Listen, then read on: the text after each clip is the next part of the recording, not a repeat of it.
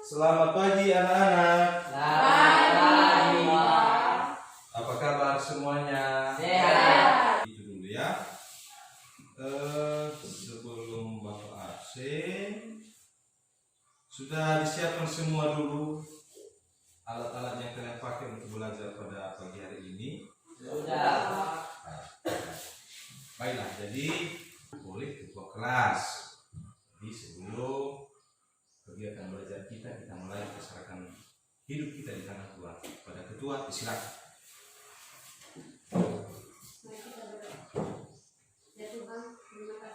Ani Kerina Gule, bagus. Ikhtiar Karol Solomasi Gule. Pelajaran kita itu adalah norma. Jadi nanti Bapak sudah norma. Ayo. Ya, benar salah kan nggak masalah. Yang penting menurut kalian apa itu normal? Ayo coba. Siapa? Oke, silakan. Siapa namanya? Oh, Novi. Ya, silakan. Beri Novi. Apa itu norma? Norma adalah aturan dalam masyarakat. Aturan dalam masyarakat. Betul. Ayo siapa lagi? Adik, ayo. Oh, betul. Oke. Norma adalah aturan atau ketentuan yang mengikat semua masyarakat. Mengikat semua masyarakat. Berapa inti yang harus pertama yang Bapak sampaikan? Pertama, bahwa kita harus menghargai norma-norma yang berlaku di tengah-tengah masyarakat. Karena itu juga berlaku kepada kita, ya kan? Jadi artinya untuk menjamin keamanan kita juga. Yang kedua, mematuhi. Harus kita patuh. Patuh itu artinya melaksanakan, ya kan? Nah, dengan kita tahu, maka kita laksanakan. Apa yang kita harapkan setelah itu nanti, nak, supaya pembelajaran kita ini berhasil, maka kalian nanti harus mampu menyebutkan beberapa contoh-contoh norma nanti. Judul materi kita menunjukkan sikap positif terhadap norma-norma yang berlaku dalam kehidupan bermasyarakat. Nah, seperti apa tulisan kan? Di dalam masyarakat kan? Ujung-ujungnya berbangsa dan bernegara. Apa definisi dari norma ini? Kita lihat ya. Norma berasal dari bahasa Belanda, yaitu norm, yang berarti patokan, pedoman, atau pokok kaidah. Sementara menurut Kamus Besar Bahasa Indonesia, norma adalah aturan atau ketentuan yang mengikat warga kelompok dalam masyarakat. Benar yang tadi saya katakan, yang mengikat di dalam masyarakat, artinya di dalam kelompok-kelompok masyarakat. Artinya di situ berlaku dia. Ya. Nah, tidak secara keseluruhan harus berlaku. Contoh yang Bapak kasih tadi, contoh yang batu tadi kan? Nah, itu kan berlakunya di mana dulu? Batu itu di mana? Nias. Jelasnya Nias selatan. Macam-macam norma. Agama. Dikutip dari situs Kementerian Pendidikan dan Kebudayaan, norma agama menjadi pedoman hidup manusia yang sumbernya dari Tuhan Yang Maha Esa. Isinya itu berupa perintah, ajaran, dan larangan, ya kan? Kita lihat dulu, apa itu perintah? Kalau di kita Kristen banyak perintah kan? Perintah pertama sampai 10 kan? Misalnya di situ salah satunya jangan mencuri, ya kan? Ya. Atau ada juga melalui nats-nats Alkitab. Di situ ada perintah-perintah kan? Di saudara kita yang Muslim juga ada seperti itu. Menurut pemahaman masing-masing agama, ya kan? Nah, saudara-saudara kita Muslim kan? Mereka itu sudah sholat jamaah atau apalah ya, sudah ikuti mereka itu sudah beribadah. Apakah kita mengejek mereka karena gaya mereka seperti itu? Tidak. Boleh, ya kan? Ya, kalau memang seperti itu ajaran mereka, kita harus hargai.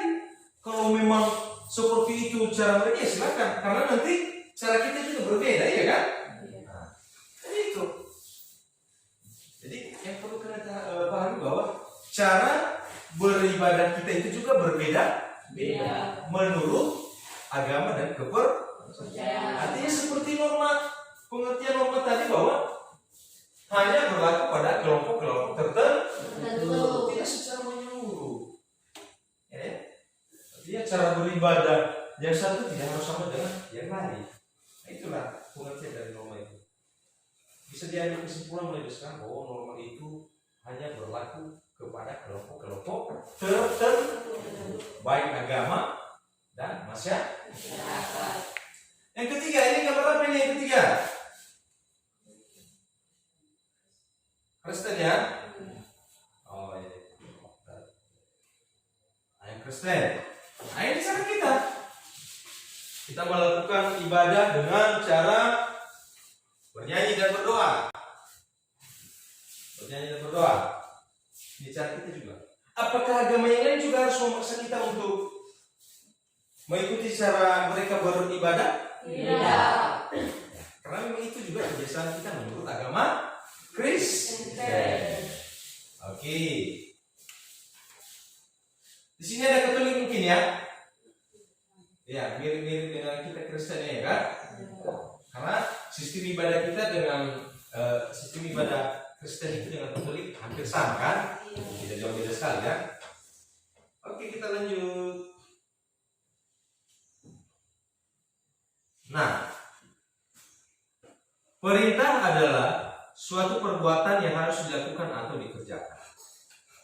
Larangan adalah suatu perbuatan yang tidak bisa dilakukan atau harus dihindari. Sementara sanksi adalah akibat atau hukuman yang diberikan kepada orang yang melanggar aturan atau norma. Sanksi untuk norma agama itu berupa dosa dengan balasannya di akhirat. Ada hukuman. Ada hukuman jika melanggar aturan. Misalnya kita tidak taat beribadah, kita bermain-main saat beribadah. Jangan pikir nanti kalau tidak ada hukuman. Ada hukuman, tapi kapan? Kapan ada hukumannya? Pada akhirat. Ya, akhirat. Ada. Kemudian berupa dosa. Ya itu kan dari hubungan kita kepada Tuhan. Ya, bahwa Tuhan memvonis kita bahwa orang ini berdosa, tidak sungguh-sungguh beribadah. Ya, itu dia. Sedang dicatat ya.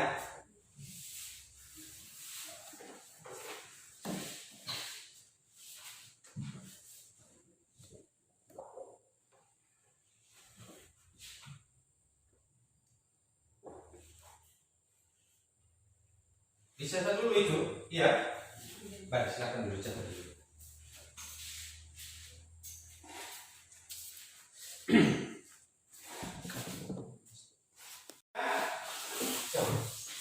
Jalan sudah?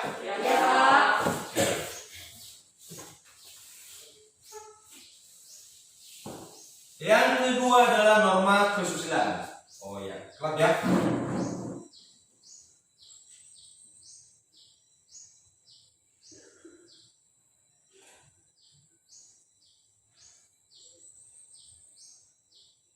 Tidak ada pernah Bapak lihat dia tidak bisa naik kendaraan.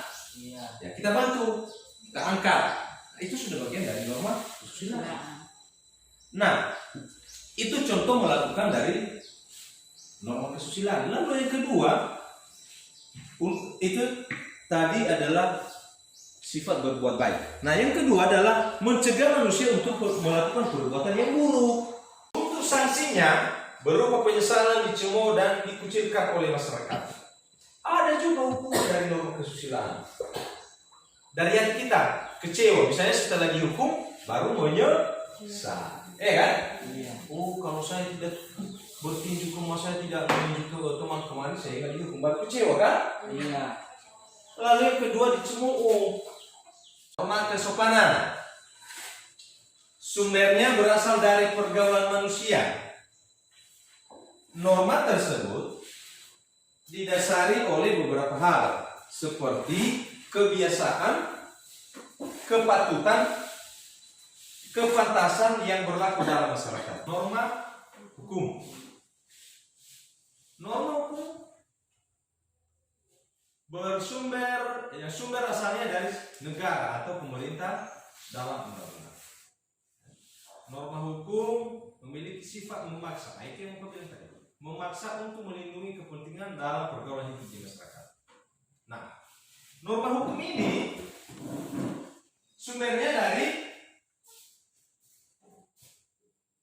mana? Dari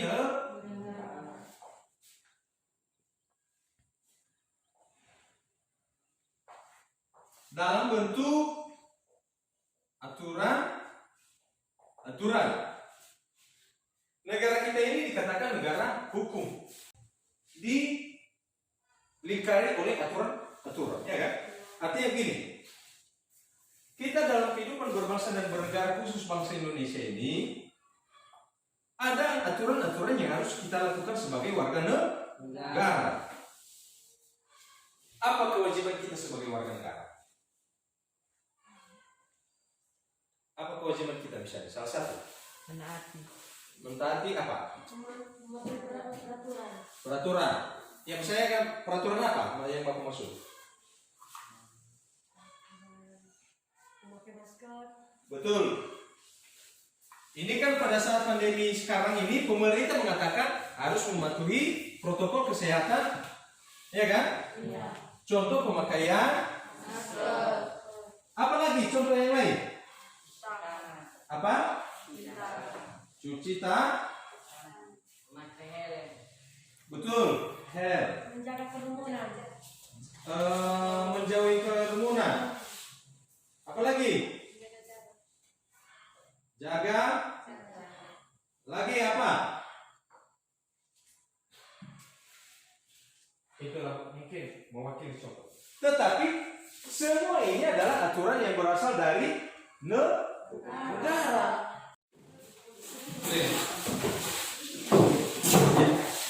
Silakan boleh. Di sini ditulis ya.